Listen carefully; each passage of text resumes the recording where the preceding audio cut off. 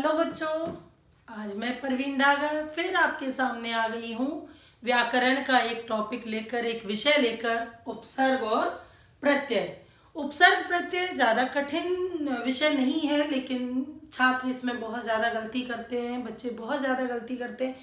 उन्हें समझ नहीं आता कि मूल शब्द को किस तरह से छांटना है और उपसर्ग या प्रत्यय को किस तरह से छांटना है। अगर बच्चे मूल शब्द को समझ जाए कि मूल शब्द क्या होता है, तो वह अपने आप से उपसर्ग प्रत्यय को बहुत अच्छे से बना पाएंगे। और ये कोई कठिन विषय नहीं है, लेकिन छात्र इसमें अपने नंबर, अपने जो अंक हैं, ऐसे ही गंवा देते हैं।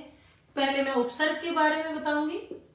उपसर्ग जो होता है शब्द के आगे लगता है।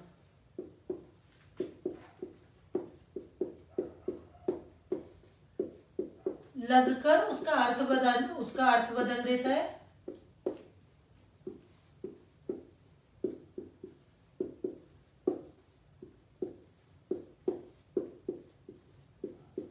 उसका अर्थ बदल देता है।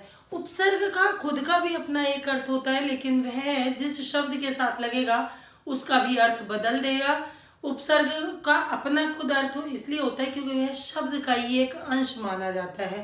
प्रत्यय शब्द का कोई अंश नहीं होता, प्रत्यय का खुद का कोई अर्थ नहीं होता, लेकिन प्रत्यय भी शब्द का अर्थ बदलता है और उपसर्ग शब्द के आगे लगकर अर्थ बदलता है और प्रत्यय जो है शब्द के पीछे लगकर। लेकिन सबसे पहले उपसर्ग समझने की जरूरत है। आ उपसर्ग है। आ मीन होता है के बिना, ठीक है। जैसे कि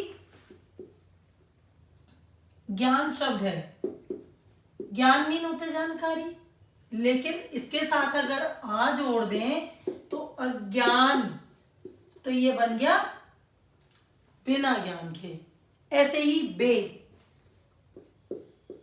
बे का मतलब है बिना, बे का अर्थ है बिना। अब बे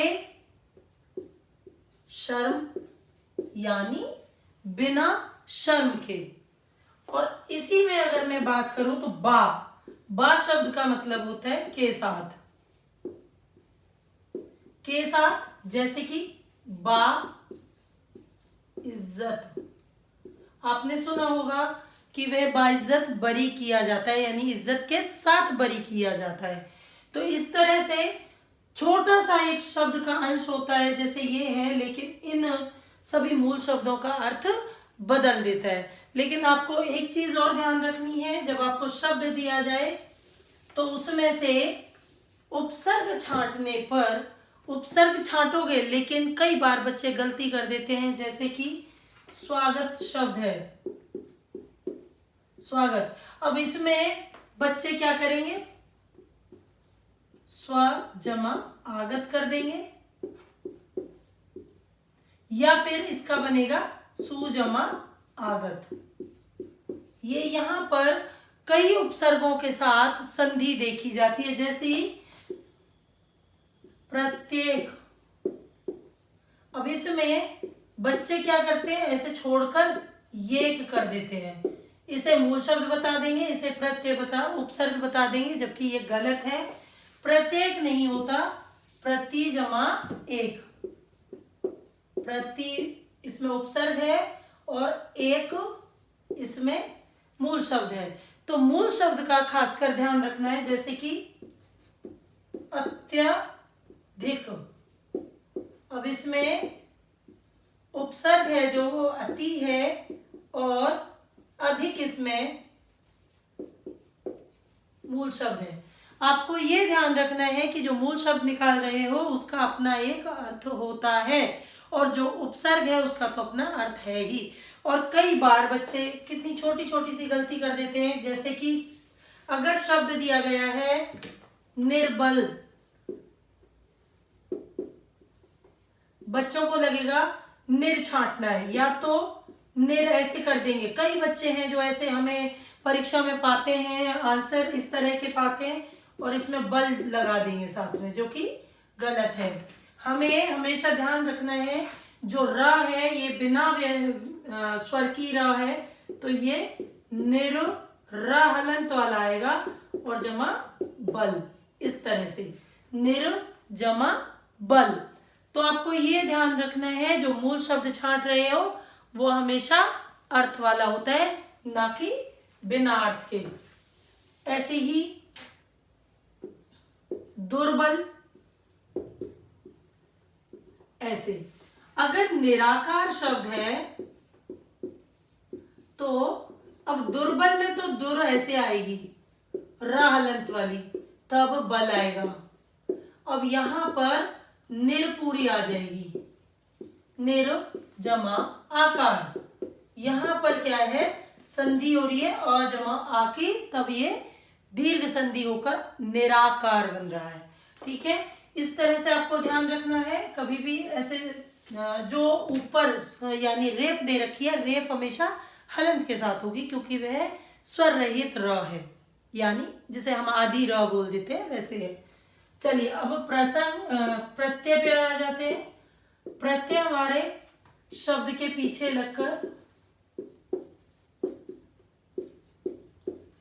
लगते हैं और अर्थ बदल देते हैं,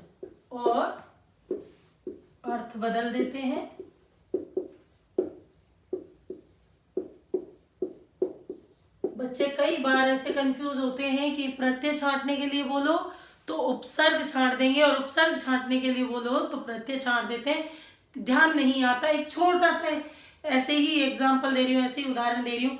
ऊ मीन आगे, पी मीन पीछे, इस तरह से इस लॉजिक के साथ याद रख लेना। ऊ मीन आगे, पी मीन पीछे, इस तरह से। हालांकि ये कोई कहीं किसी व्याकरण में नहीं लिखा हुआ है, ऊ मीन आगे, पी मीन पीछे। ये तो मैं वैसे ही आपको बता रही हूँ कि जिससे याद रहे। उसे आगे, पी से पीछे, यानी पीछे लगेंगे प्रत्यय, उसे आगे उपसर्ग। ठीक है, इस तरह से आप ध्यान रखिएगा। अब प्रत्यय की बात करें तो ये धातुओं के साथ लगकर, क्रियाओं के साथ लगकर अपने अर्थ बदल देते हैं। जैसे लड़ जमा आई, क्या बना, लड़ाई। अब आकू शब्द करें, अब इसी में लड़ जमा आकू, लड़ाकू। अब कई बार समाज शब्द है, बच्चे क्या करते हैं, समाज शब्द के साथ मैं इसे लिख देती हूं, समाज। मान लो आपको दिया गया है इक से बनाइए, इक प्रत्यय दे दिया, तो आपको ये ध्यान रखना है छोटी ई के साथ है तो छोटी ई की मात्रा आनी चाहिए। बच्चे क्या करते हैं, समाज एक, इस तरह से लिख देंगे, तो ये गलती कर देते हैं। जबकि समाज जमा एक तो सामाजिक बनेगा। ठीक है, ऐसे इतिहास जमा एक ऐतिहासिक। तो आपको थोड़ा सा इन चीजों का ध्यान रखना है। इत शब्द है, इत प्रत्यय है तो अपमान, अपमानित। अब इसमें हमारा उपसर्ग भी है, उपसर्ग हो गया इसमें अप, फिर मूल शब्द हो गया इसमें मान, फिर इत। कई बार शब्द ऐसे भी आ जाते हैं जिसमें हमें मूल शब्द छांटना है, उपसर्ग भी छांटना है और प्रत्यय भी छांटना है, तो इस तरह के शब्दों का ध्यान रखना है। और जब भी कभी मूल शब्द छांट रहे हो, चाहे प्रत्यय में छांटो चाहे उपसर्ग में निकालिए, दोनों में, उपसर्ग में छांटो या प्रत्यय में, दोनों में मूल शब्द का अपना एक अर्थ होता है। जब आप मूल शब्द निकाल रहे हैं तो अर्थ का ध्यान जरूर रखें। अगर वह शुद्ध शब्द बन रहा है तभी वह उपसर्ग के अंतर्गत या उसके प्रत्यय के अंतर्गत आएगा, अदरवाइज वो गड़बड़ हो जाएगी, गलत हो जाएगा। चलिए, ये बहुत शॉर्ट में आपको उपसर्ग प्रत्यय बताए हैं और मैं आशा करती हूँ आप एग्जाम में बहुत अच्छे उपसर्ग प्रत्यय देकर आएंगे, लिख कर आएंगे आंसर, और कहीं कोई गड़बड़ नहीं करेंगे। धन्यवाद।